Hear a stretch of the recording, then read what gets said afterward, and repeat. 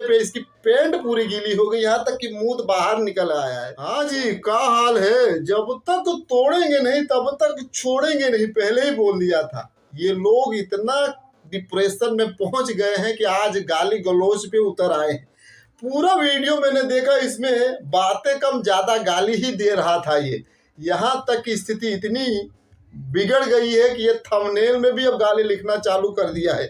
इस कदर से पवन सिंह ने इन लोगों के ऊपर कहर ढा दिया है और इस प्रकार से ये लोग खौफ में आ गए हैं कि इन लोग को समझ में ही नहीं आ रहा है कि दाएं जाएं या बाएं जाएं या नीचे जाएं या ऊपर जाएं। अगर ऊपर जाओगे तो बच जाओगे, लेकिन अगर जमीन पे रहोगे तो चारों तरफ तुमको पवन सिंह जी ही दिखाई देंगे। इन लोगों के अंदर इतना खौफ आ गया है कि ये लोग अब ये बोलना चालू कर दिए हैं कि खेसारी भैया को बदनाम करने के लिए पवन सिंह जी जो है वो चैट वायरल करवा रहे हैं।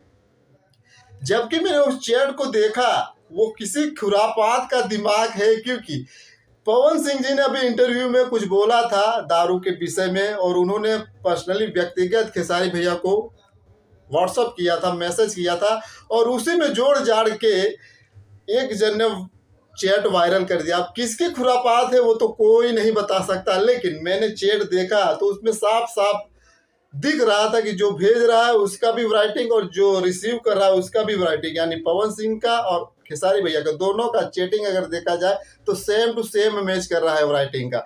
इसका मतलब ये जानबूझकर किसी ने खुरापात की है, लेकिन ये फिर भी बोल रहा है कि ये जानबूझ के किया जा रहा है और इसको ये लग रहा है ये इसलिए हो रहा है कि ये लोग अब खौफ में आ गए हैं। यानी ये पवन सिंह जी को बोल रहा है कि खौफ में आ गए, और खौफ में क्यों आ रहे हैं बता रहे हैं।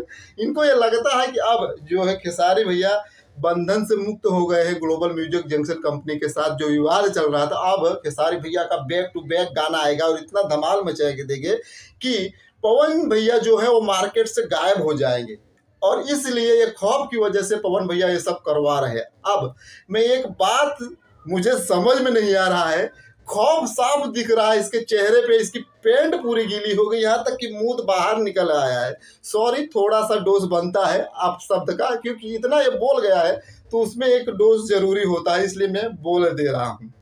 जी हाँ दोस्तों, इसका उखाड़ा तो कुछ उखड़ नहीं सकता, ये अपने खेत की मूली नहीं उखाड़ सकता और ये आ रहा है न जाने क्या क्या उखाड़ने की बात कर रहा है। और ये बोल रहा है कि टीम पवन खेसारी की टीम तैयार हो जाओ, रेडी हो जाओ, हमला कर दो, ये कर दो, वो कर दो। यहाँ तक ये अखिलेश कश्यप भैया को भी खींच में लाते हैं और बोल देते हैं कि फेसबुक पे देखो उन्होंने बोल दिया है कि ढेर ना होई। मतलब जो अखिलेश भैया ने जो भी लिखा हो मैंने तो देखा नहीं, लेकिन ये अखिलेश भैया वार्निंग दे रहे हैं। किसको दे रहे हैं, किसने वायरल किया उनको दे रहे हैं, पवन भैया को तो थोड़ी दे रहा है। अगर देना हो तो नाम लिखते, अगर नाम लिख ले तो परिया जाता। समझ में आ रहा है कि नहीं समझ में आ रहा है। लेकिन ये इतने ज्यादा डिप्रेशन में पहुंच चुके हैं और न जाने खेसारी भैया इसको कहाँ से पकड़ के लाए हैं, बिलायती वाला कुत्ता की हमेशा भौंकता रहता है, बंद ही नहीं होता है। रोज जब इसका वीडियो आता है ये भले बोलता है कि मैं उनका नाम नहीं ले रहा हूँ, बिना नाम लिए उसको चैन ही नहीं पड़ता। मैंने पहले ही बोल दिया, बिना पवन भैया के नाम की बीन बजाए इसको चैन ही नहीं पड़ता। ये आगे बड़ी बड़ी डींगे हाँकता है कि इतना गाना आएगा, अब ये होगा वो होगा। तो मैं ये बोलना चाहता हूँ, जब खेसारी भैया विवाद में फंसे थे ना, तब भी उनका गाना कहाँ रुका था, ग्लोबल म्यूजिक जंक्शन कंपनी पे तो आ ही रहा था। जितना पवन भैया का आ रहा था उससे ज्यादा ही आ रहा था। फिर भी मार्केट में पवन भैया पहले से ही कब्जा करके रखे थे, कब्जा है, कब्जा कल भी रहेगा। और अब तो कब्जा इतना ज्यादा बढ़ गया है कि भोजपुरी तो छोड़ो, वो बॉलीवुड में भी कब्जा करने जा रहे हैं।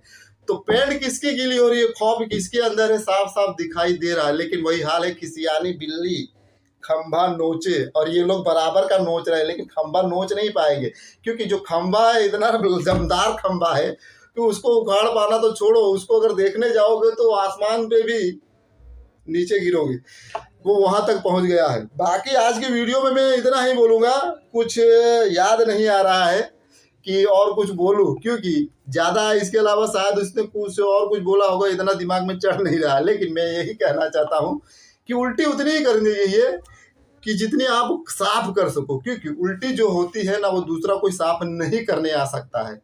और आप इस प्रकार से उल्टी करते रहोगे तो खेसारी भैया की टीम भी आपकी उल्टी साफ कर नहीं आएगी, बल्कि आपके ही उसमें डाल देगी और आपको बोल दिया जाएगा। पहले ही खेसारी भैया ने बोल दिया है कि मेरे टीम से अगर कोई बोले, वो इतना खौफ पहले से खा चुके हैं कि पहले से ही बोल दिया है कि अगर मेरे टीम में कोई बोलेगा तो मैं निकाल दूंगी। उनको मालूम है कि मैं क्यों भिड़ूं उनसे।